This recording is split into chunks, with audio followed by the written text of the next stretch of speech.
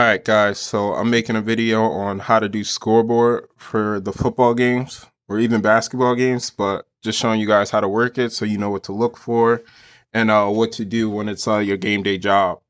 So first thing you want to make sure is that it's always on timer and scoreboard clock. So up there you see that number one. Make sure the red light is on there.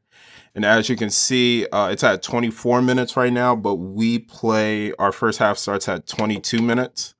So uh, the buttons are missing, but you use this first one will add minutes, the second one subtracts, and then it has the buttons to let you know. Those are to add time to the clock if you need to. Um, so I'm gonna just start the clock so you know where it's at, the start stop button. So you start it, and there we go. And then when we do the clock, during the football games, you should always ask the coach if any team is getting late points, which means if a team isn't there yet, one team's ready, the other team isn't. They usually get late points for before the game starts because guys are still trying to say their verses or they don't have enough at the field yet. So there should be a ref usually standing by the scoreboard to let you know if a team is getting late points or not. And so while that's going on, you'll just make sure that you're giving each team the correct score while the clock's going. And so I think that's pretty much for the first half. So as y'all know, it'll be a running clock for the whole first half. And so I'm gonna stop it and drop it all the way down to 2 minutes.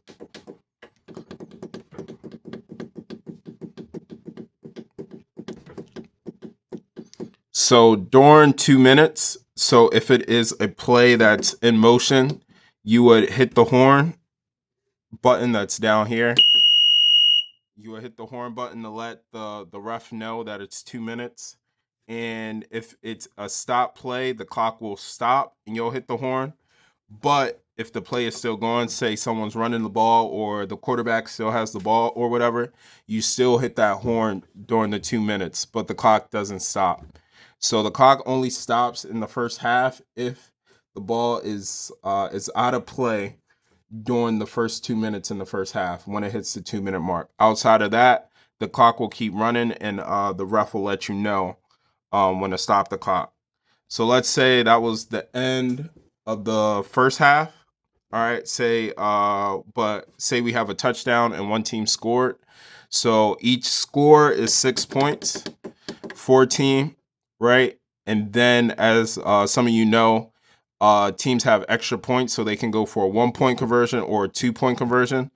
Some of the refs said we need to do a better job at that.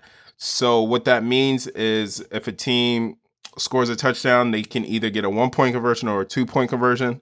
You really need to pay attention to the refs during that time because the refs will let you know there's a main ref on the field that will put his hands up in the air, both hands in the air to say that that point conversion is good, or he'll let you know that the point conversion is no good, and he'll let you know that they went for either 1 point or 2 point, and then you just add that to the score.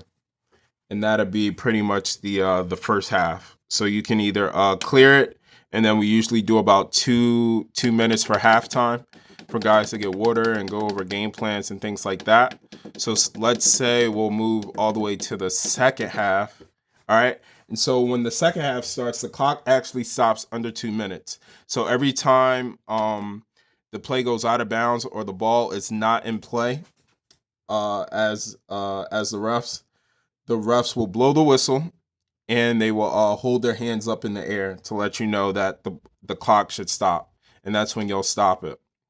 Right, and you only stop it for the refs, not if the players tell you, but just make sure you're paying attention to the refs' hands. They'll throw their hands in the air or not. And once the ball is snapped, they'll let you know to start the clock again. And let's say someone gets a flag pull or something of that nature. If they get a flag pull, that usually means that the clock will still be in motion. You'll see the ref. You'll see the ref kind of like wound his hands to let you know that the clock is still in motion for you to keep going. All right, and then I believe that's pretty much everything. So key things you need to remember is this is how you add and subtract time on the clock if anything messes up. the start and stop button, and to make sure you know that under 2 minutes in the first half, clock doesn't stop. You just need to hit the horn.